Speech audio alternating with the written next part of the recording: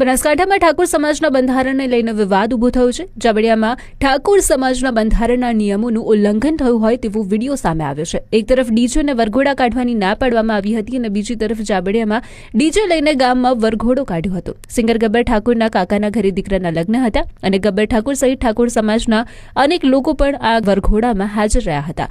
સમાજના બંધારણનું ઉલ્લંઘન કરવાના કારણે ઠાકોર સમાજમાં પણ રોષ ફાટી નીકળ્યો છે।